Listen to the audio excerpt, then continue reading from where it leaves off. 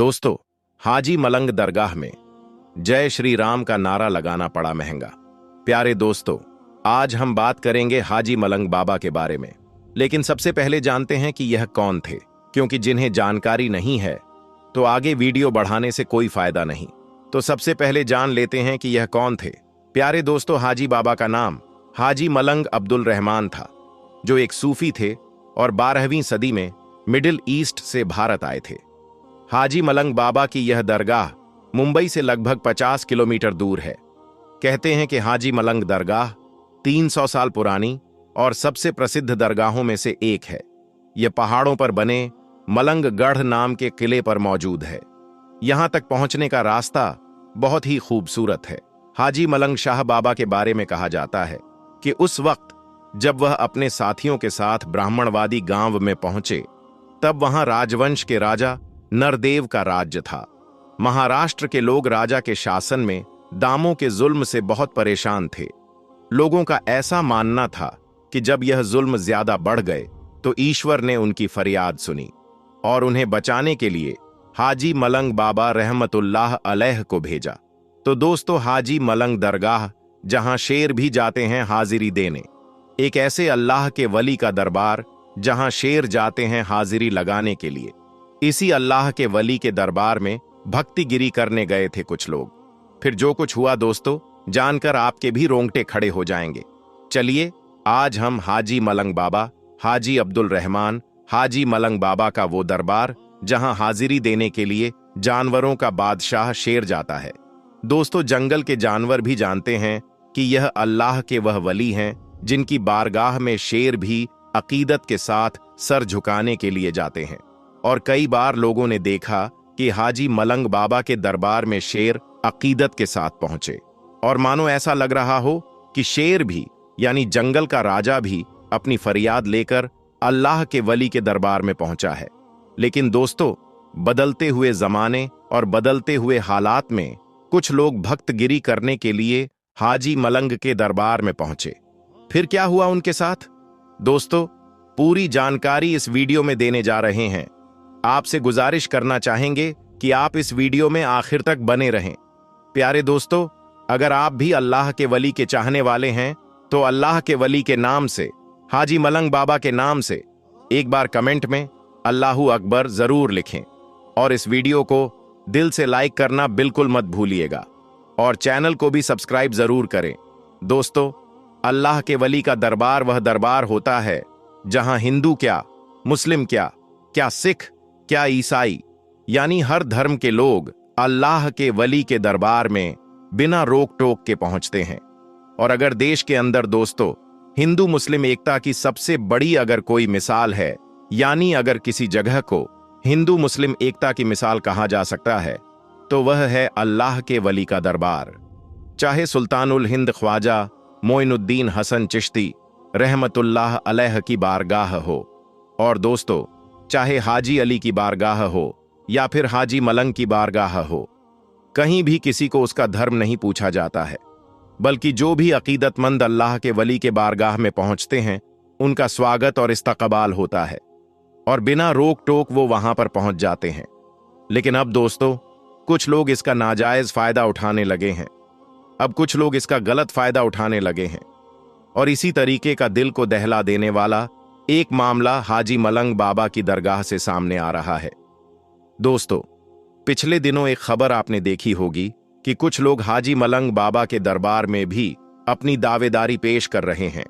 और जब से उत्तर प्रदेश, जहां के सीएम योगी आदित्यनाथ महाराज हैं, जब से बाबा के राज उत्तर प्रदेश में राम मंदिर का शिलान्यास हुआ है, उसके बाद से दोस्तों, यानी राम मंदिर के उद्घाटन के बाद से, प्राण प्रतिष्ठा के बाद से लगातार ऐसा देखा जा रहा है कि जगह जगह कुछ लोग अपने आप को बहुत बड़ा भक्त दिखाने के लिए हर जगह जय श्री राम का नारा लगाते हुए नजर आ रहे हैं। और उसी की एक झलक यहां भी देखने को मिली, क्योंकि अल्लाह के वलियों के दरबार में किसी के लिए रोक टोक तो होती नहीं, किसी से उसका धर्म तो पूछा जाता नहीं, और इसी का फायदा उठाकर कुछ लोग हाजी मलंग बाबा के दरबार में भी पहुंचे थे और हाजी मलंग बाबा के दरबार में घुसकर जय श्री राम का नारा लगाना चालू कर दिया।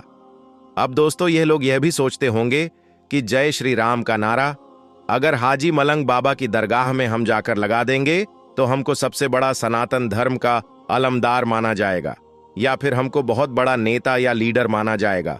सनातन धर्म में बहुत बड़ी तारीफ वाला काम इसको गिना जाएगा। लेकिन दोस्तों, गौर करने का मकाम है कि आप अगर किसी की दरगाह में, किसी के धार्मिक स्थल में जाकर आप अपना जाति सूचक नारा लगाते हो, और यही काम अगर कोई आपके धर्म के धार्मिक स्थल पर जाकर कर दे, तो क्या आपको तकलीफ होगी? मैं 100% कहूंगा कि आपको जरूर तकलीफ होगी। तो दोस्तों, जब आपको इससे तकलीफ हो सकती है तो दूसरे धर्म के लोगों को भी तकलीफ होगी। अरे, जहां आपको जय श्री राम का नारा लगाना चाहिए वहां जाइए। अयोध्या में मंदिर का उद्घाटन हो गया है, टिकट कटाइए, दर्शन कीजिए। जितना कस कस के शरीर में जितना दम है उतना दम के साथ वहां पर जय घोष कीजिए, नारा लगाइए। कोई रोकने टोकने वाला नहीं होगा। लेकिन इस तरीके से दरगाहों में घुसकर जो भक्त गिरी कर रहे हैं, यह बिल्कुल सरासर गलत है। और जब से दोस्तों यह खबर निकलकर सामने आई, वीडियो जब से वायरल चल रहा है कि हाजी मलंग बाबा के दरबार में घुसकर कुछ लोगों ने जय श्री राम के नारे लगाए हैं, वहां तो मुस्लिम थे दोस्तों, और उन्होंने अपनी मोहब्बत का और शांति का पैगाम दिया, और उन्होंने कुछ भी एक्शन वहां पर लिया नहीं, बल्कि लोग नारा लगाते रहे और यह लोग सिर्फ उन लोगों को देखते रहे। लेकिन अगर उन्हें में से कोई सरफिरा होता, अगर कोई सन की मिजाज होता, तो वहां पर बिल्कुल माहौल खराब हो सकता था, माहौल गड़बड़ा सकता था। और अगर माहौल गड़बड़ाता तो इसका जिम्मेदार कौन होता? दोस्तों, कुछ लोग हिंदू मुस्लिम कर करके चुनाव से पहले माहौल को खराब करना चाहते हैं।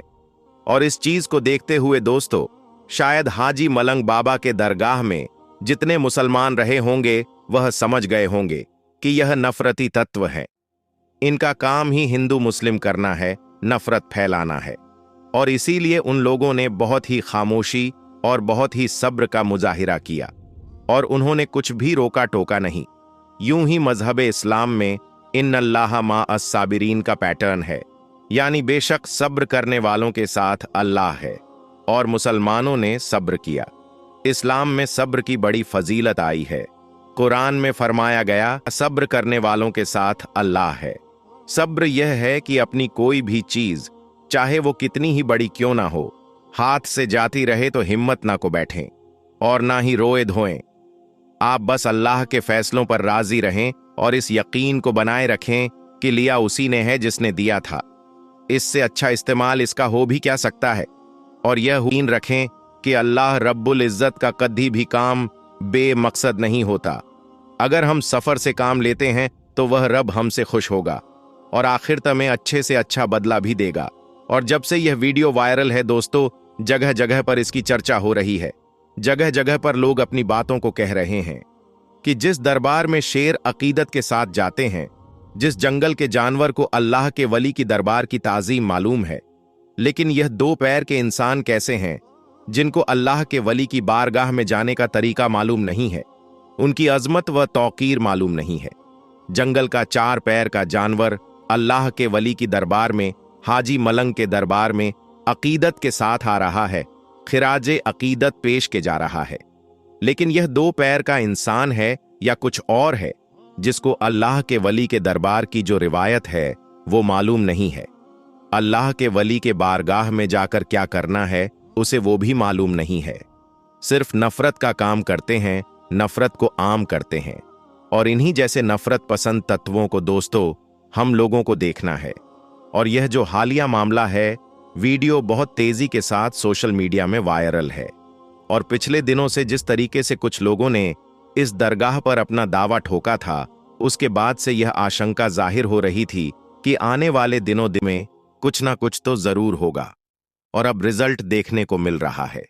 प्यारे दोस्तों, हमारे गांव में एक साजिद नाम का लड़का रहता था, जो कोई खास पढ़ा लिखा तो नहीं था और ना ही उसकी कोई खास शक्ल सूरत थी। इस वजह से कहीं पर भी उसकी शादी नहीं हो रही थी। लेकिन उसकी एक खूबसूरत कजन थी जिसका नाम जरीना था, जिससे वह दिल ही दिल में मोहब्बत करता था। एक दिन साजिद ने अपने घर वालों से कह दिया कि मैं अपनी इस कजिन के साथ शादी करना चाहता हूं। इसीलिए फिर साजिद के घर वालों ने इस बात पर जोर दिया तो जरीना ने हां कह दिया और दोनों का निकाह हो गया। और रुखसती भी हो गई। फिर जब जरीना साजिद के घर पहुंच गई और जब उसके साथ रहने लगी, तब उसे यह पता चला कि यह लड़का तो वाकई में एक जाहिल इंसान है। ये देखकर वो सोच में पड़ गई कि इसकी ना ही शक्ल सूरत अच्छी है और ना ही इसमें कोई अक्ल है। मेरी सारी जिंदगी इस जाहिल इंसान के साथ में कैसे गुजरेगी। बस यही बातें सोचकर जरीना ने अपने दिल ही दिल में साजिद को नापसंद करना शुरू कर दिया, लेकिन वह खामोश रही।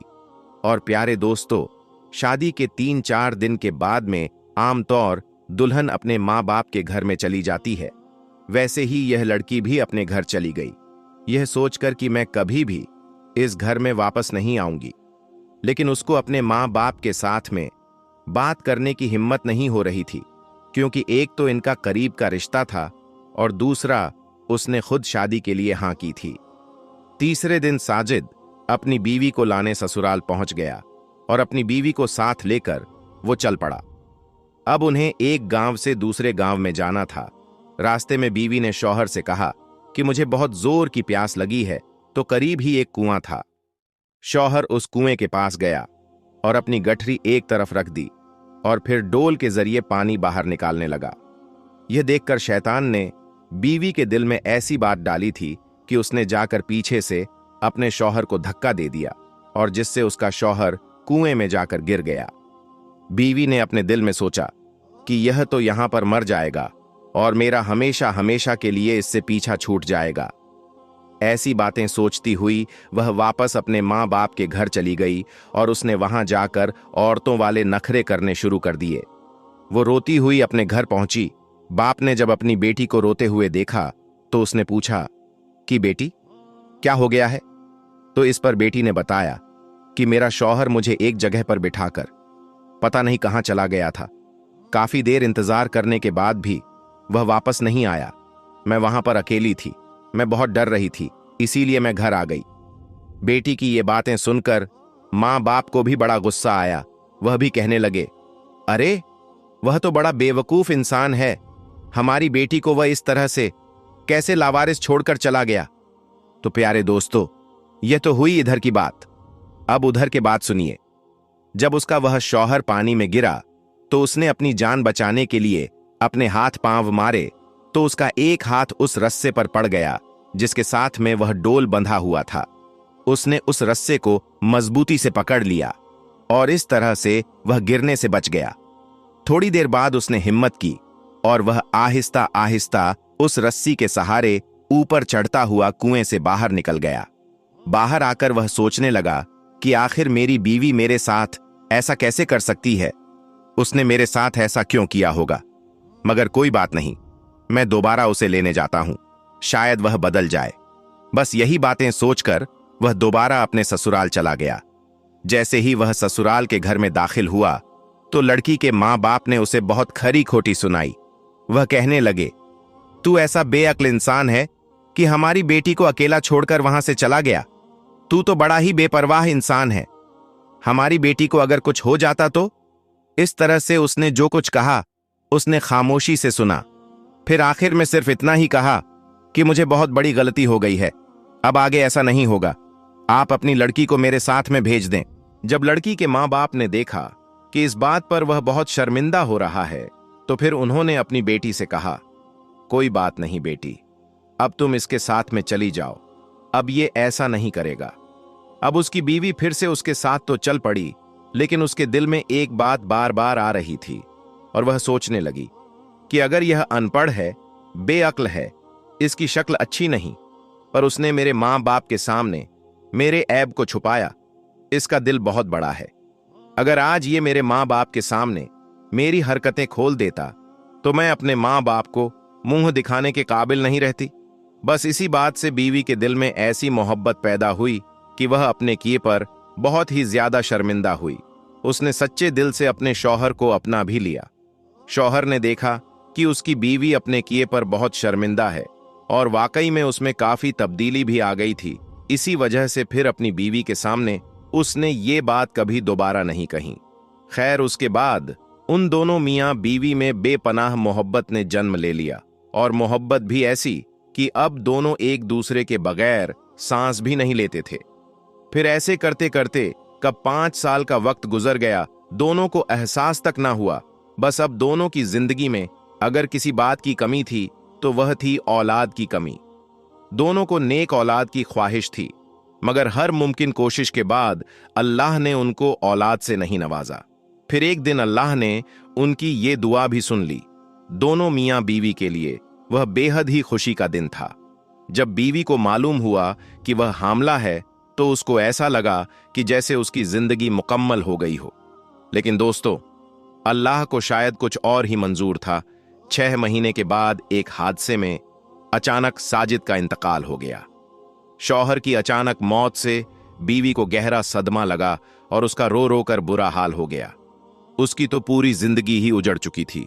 उसको ऐसा लगने लगा था कि जैसे वो अब जी नहीं पाएगी। लेकिन उसके जीने की आस, उसकी कोख में पलने वाला वह बच्चा था। अब उसको अपने उस बच्चे के लिए जीना ही था, क्योंकि बीवी अपने शौहर की आखिरी निशानी को न सिर्फ दुनिया में लाना चाहती थी, बल्कि उसे परवान भी चढ़ाना चाहती थी। शौहर को फिर गांव के कब्रिस्तान में दफना दिया गया। यह बीवी रोजाना अपने शौहर के कब्र पर जाती और वहां कुरान पाक की तिलावत करती थी। अब हर रोज कुरान पाक की तिलावत करना और रोना उसका मामूल बन गया था। कोई भी दिन ऐसा नहीं होता जब वह अपने शौहर की कब्र पर ना जाती थी। और इस तरह करते करते पूरे 9 महीने का वक्त बीत गया। तो अब वह वक्त भी आ चुका था जब इसका बच्चा कभी भी अब इस दुनिया में आ सकता था। एक दिन ऐसा हुआ कि बीवी अपने शौहर की कब्र पर बैठी रो रही थी, तो तभी अचानक से उस शदीद दर्द होना शुरू हो गया। दर्द इस कदर तेज होने लगा कि वह वहीं पर अपने शौहर की कब्र के पास में गिर गई और मदद के लिए पुकारने लगी।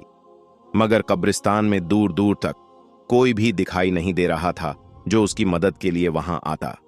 दर्द से उसे ऐसा लग रहा था कि जैसे उसका आखिरी वक्त आ चुका है। उसने अल्लाह से मदद के लिए दुआ की कि या अल्लाह, मैं अपने शौहर के आखिरी निशानी को इस दुनिया में लाना चाहती हूं। या अल्लाह, तू ही मदद करने वाला है। या अल्लाह, मेरी मदद फरमा। दर्द से तड़पते हुए बीवी को काफी वक्त बीत गया था, मगर वहां पर कोई भी उसके मदद के लिए नहीं आया था। अब तो दर्द की वजह से उसकी आंखें भी बंद होने लगी थीं। उस पर मौत की सी कैफियत तारी होने लगी थी कि इतने में अचानक से किसी ने पीछे से आकर उसका हाथ थाम लिया। उसने अपनी रोती हुई आंखों से देखा तो उसके होश उड़ गए। उसने देखा कि उसका हाथ थामने वाला कोई और नहीं बल्कि उसका शौहर साजिद ही था, जिसे देखकर वह रोने लगी और कहने लगी, साजिद, आप मुझे माफ कर दें। मैं आपकी आखिरी निशानी दुनिया में लाने से पहले ही शायद दुनिया छोड़कर जा रही हूं। शौहर ने प्यार से अपनी बीवी के माथे को सहलाया और फिर उसको उठाकर वहां से चल पड़ा। फिर जब बीवी को होश आया तो उसने देखा कि वह एक सुनसान जगह पर थी और उसे एक बच्चे के रोने की आवाज सुनाई दे रही थी। वह कुछ भी समझ नहीं पा रही थी। फिर उसने अपने शौहर को जोर जोर से पुकारा तो फिर एक औरत उसके पास आई और कहने लगी, मुबारक हो, अल्लाह ने आपको बेटे से नवाजा है। जरीना ने फौरन पूछा कि मैं कहां पर हूं, तो उस औरत ने बताया कि तुम बहुत बुरी हालत में थी। तुम्हें मेरे पास एक शख्स छोड़कर गया था। मैं इस गांव में दाई का काम करती हूं। अच्छा हुआ कि ठीक वक्त पर तुम यहां आ गई, वरना तुम्हारी और तुम्हारे इस बच्चे की जान भी जा सकती थी। जरीना ने पूछा कि वह शख्स कौन था, तो सूरत ने कहा कि उसने मुझे कुछ नहीं बताया, बल्कि उसने अपना चेहरा एक चादर से छुपा रखा था और तुम्हें मेरे हवाले करके पता नहीं वो शख्स कहां चला गया। प्यारे दोस्तों, वो अजनबी शख्स कौन था? उसका शौहर था या फिर कोई और था? जरीना आज तक इस बात को नहीं समझ पाई, लेकिन वह जो भी था वह अल्लाह की तरफ से गैबी मदद थी। उसने अपने बेटे को देखा और फिर सीने से लगाकर फूट फूट कर रोने लगी और अल्लाह का शुक्र अदा करने लगी। और आज सालों बीत गए, लेकिन जरीना ने अपने शौहर की कब्र पर जाना आज तक नहीं छोड़ा। जरीना आज तक अपने शौहर को नहीं भूल पाई। वह खुश है कि उसके शौहर की आखिरी निशानी यानी कि उसका बेटा उसके साथ में है। दोस्तों, अगर आप आशिके रसूल हैं तो इस वीडियो को लाइक करें और कमेंट बॉक्स में या रसूल अल्लाह जरूर लिखें, ताकि हमें पता चल सके कि कितने आशिके रसूल इस वीडियो को देख रहे हैं। प्यारे दोस्तों, आज आप सभी के लिए प्यारे आका हजरत मोहम्मद मुस्तफ़ा सल्लल्लाहु अलैहि वसल्लम के हुस्न मुबारक के बारे में एक ऐसा मौजिज़ा लेकर आया हूं जिसे सुनने के बाद यकीनन आपका दिल तड़प जाएगा। और आज की वीडियो में और आज के वाक़ये में आपको यह जानने को मिलेगा कि जो प्यारे आका से सच्ची मोहब्बत करता है उसका इम्तिहान कैसे लिया जाता है। जितनी ज़्यादा मोहब्बत आप अल्लाह से करेंगे उतनी ही मोहब्बत आप अल्लाह के नबी से करेंगे और उतना ही बड़ा आपका इम्तिहान लिया जाएगा। इसीलिए यह बात कही जाती है कि हर हाल में अल्लाह का शुक्र अदा करना चाहिए और नाशुक्री नहीं करनी चाहिए। प्यारे दोस्तों, अगर आज आप परेशान हैं तो हो सकता है कि यह अल्लाह आपका इम्तिहान ले रहा हो, और जो सब्र के साथ इस इम्तिहान को पास कर लेता है वह यकीनन कामयाब हो जाता है। प्यारे दोस्तों, आप सभी को बता दें, रिवायत में आता है कि एक नौजवान शख्स जो निहायत ही खूबसूरत था और उसने प्यारे आका का दीदार कर लिया था, और जब उसने प्यारे आका का दीदार किया तो वह आका को दिल दे बैठा, यानी वह आप सल्लल्लाहु अलैहि वसल्लम से मोहब्बत करने लगा था। वह आपका दीवाना हो गया और हर एक चीज आप पर कुर्बान करने के लिए तैयार हो गया। प्यारे दोस्तों, उस नौजवान शख्स का नाम मुसअब बिन उमैर था। आप सभी को बता दें कि वह प्यारे आका की बारगाह में हाजिर हुए और आका से यह कहने लगे, प्यारे आका, अब मैं आपका हो चुका हूं। जब से मैंने आपका दीदार किया है मैं दीवाना हो चुका हूं। मैं आपसे मोहब्बत करता हूं, हर पल बस आपका ही ख्याल रहता है। मुसअब बिन उमैर रज़ियल्लाहु ताला अन्हु की यह बात सुनने के बाद प्यारे आका ने फरमाया कि सच्ची मोहब्बत जो होती है वह इम्तिहान लेती है। क्या तुम इसके लिए तैयार हो? तो यह बात सुनकर मुसअब बिन उमैर ने कहा, हाँ मेरे प्यारे आका, अब मैं आपका हो चुका हूं और आपके लिए कुछ भी कर गुजरने को तैयार हूं। प्यारे दोस्तों, इसके बाद आका ने मुसअब बिन उमैर को कलमा पढ़ाया और उन्हें मुसलमान बना दिया। लेकिन प्यारे दोस्तों, आपको बता दें कि मुसअब बिन उमैर रज़ियल्लाहु अन्हु के जो घर वाले थे गैर मुस्लिम थे, यानी वे ईमान नहीं लाए थे। आप सभी को बता दें कि मुसअब बिन उमैर के जो घर वाले थे वह बहुत ही ज्यादा अमीर थे, यानी बहुत ही ज्यादा मालों दौलत रखने वाले थे।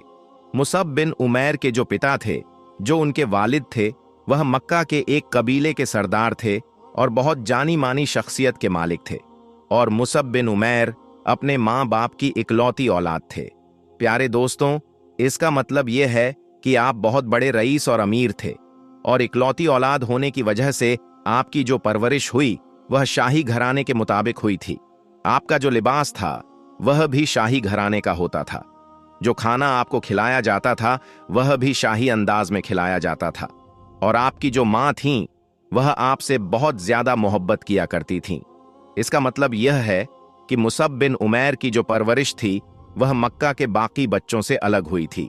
यहां तक कि जब आप घर से निकला करते थे तो आपके लिबास, आपके अंदाज और आपकी खूबसूरती को देखकर लोग दूर से ही आपको पहचान लेते थे कि मुसअब बिन उमैर आ रहे हैं। लेकिन जब मुसअब बिन उमैर रज़ियल्लाहु अन्हु ने इस्लाम को कबूल कर लिया, मुसलमान हो गए, तो इसके बाद जब वह अपने घर गए तो उन्होंने अपने घर वालों को यह बात बताई कि मैंने इस्लाम कबूल कर लिया है, मैं मुसलमान हो चुका हूं। प्यारे मुसलमान भाइयों, इतना सुनना था कि उनके जो घर वाले थे, जो उनसे बेइंतहा मोहब्बत करते थे, उनकी माँ जो उनकी एक पल की जुदाई को भी बर्दाश्त नहीं कर सकती थीं, जिन्होंने उनकी परवरिश एक राजा महाराजाओं की तरह की थी, वही घर वाले यानी वही माँ बाप उनसे नफरत करने लगे और उन्हें बुरा भला कहने लगे। मेरे प्यारे मुसलमान भाइयों, सिर्फ वजह यह थी कि उन्होंने कलमा पढ़ लिया था और मुसलमान हो गए थे। यहां तक कि उनके घर वालों ने उन्हें सताना शुरू कर दिया और उन्हें परेशान करना शुरू कर दिया। मैंने आपको शुरुआत में ही बताया था कि जो सच्ची मोहब्बत होती है वह यकीनन इम्तिहान लेती है। ऐसा इम्तिहान लेती है कि यकीनन आपके होश गुम हो जाएंगे। प्यारे दोस्तों, मुसअब बिन उमैर के जो माँ बाप थे वह अब उन्हें परेशान करने लगे, उन्हें तरह तरह की तकलीफें देने लगे।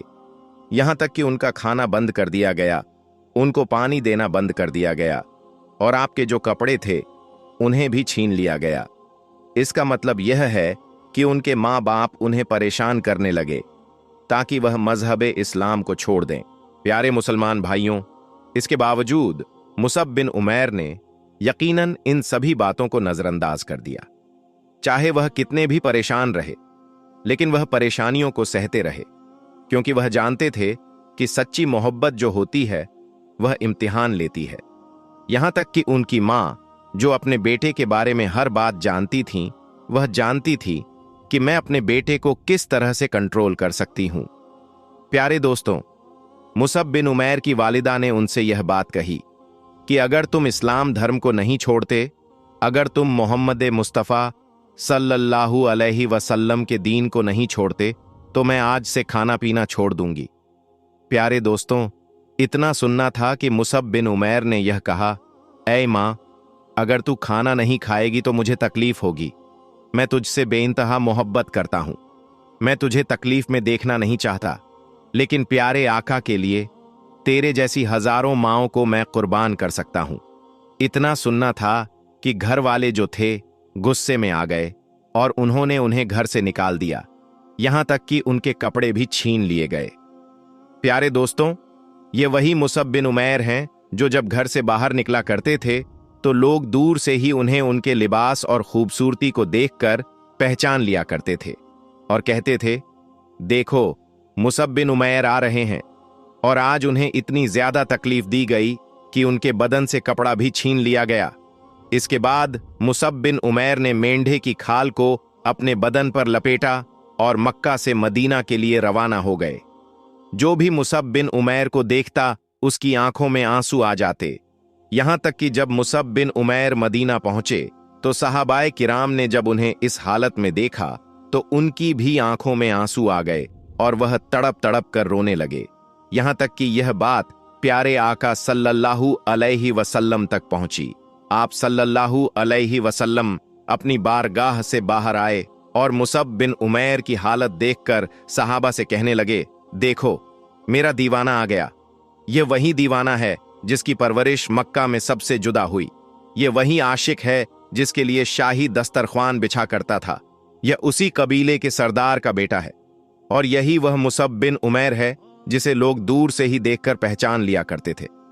प्यारे दोस्तों, आप सल्लल्लाहु अलैहि वसल्लम की यह सारी बातें सुनकर सभी सहाबा रोने लगे। यहां तक कि प्यारे आका ने सहाबा को मुखातिब करते हुए कहा, कसम उस परवरदिगार की, कसम उस अल्लाह की जिसके कब्जे में मेरी जान है, तुम मुसअब बिन उमैर की जाहिरी हालत को मत देखो, तुम उनके दिल को देखो कि अल्लाह ने उनके दिल को रोशन कर दिया है, उनके दिल को नूरानी कर दिया है और मेरी मोहब्बत उनके दिल में भर दी है।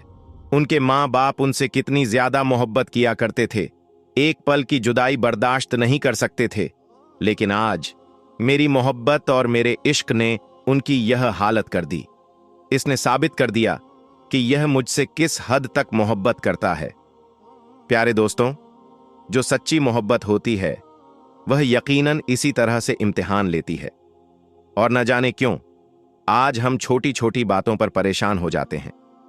प्यारे दोस्तों, अल्लाह यकीनन जिससे मोहब्बत करता है उसी से इम्तिहान लेता है, और जितनी ज्यादा मोहब्बत होती है इम्तिहान भी उतना बड़ा ही होता है। इसलिए हर हाल में अल्लाह का शुक्र अदा करना चाहिए। बेशक अल्लाह सब्र करने वालों के साथ है। आप सब्र कीजिए, इंशाअल्लाह आपको ऐसा बेहतरीन इनाम मिलेगा जो आप यकीनन सोच भी नहीं सकते। प्यारे दोस्तों, यह प्यारे आका सल्लल्लाहु अलैहि वसल्लम के हुस्न का करिश्मा था कि जो भी उन्हें देखता वह देखता ही रह जाता, और जो भी उन्हें देख लेता वह अपने पूरे खानदान को उनके ऊपर कुर्बान करने को तैयार हो जाता। प्यारे दोस्तों, एक मोमिन तब तक मुकम्मल मोमिन नहीं बन सकता जब तक वह अपने माँ बाप से ज्यादा, अपनी बीवी बच्चों से ज्यादा, अपने मालो दौलत से ज्यादा प्यारे आका सल्लल्लाहु अलैहि वसल्लम से मोहब्बत न करे। और यकीनन आज हमें यह मालूम पड़ गया कि प्यारे आका की मोहब्बत किस तरह से इम्तिहान लेती है। प्यारे दोस्तों, अगर आप सच्चे आशिके रसूल हैं, नबी के चाहने वाले हैं, तो इस बात को जितना हो सके उतना ज्यादा शेयर कीजिए। दुनिया वालों को बता दीजिए कि सच्ची मोहब्बत किसे कहते हैं।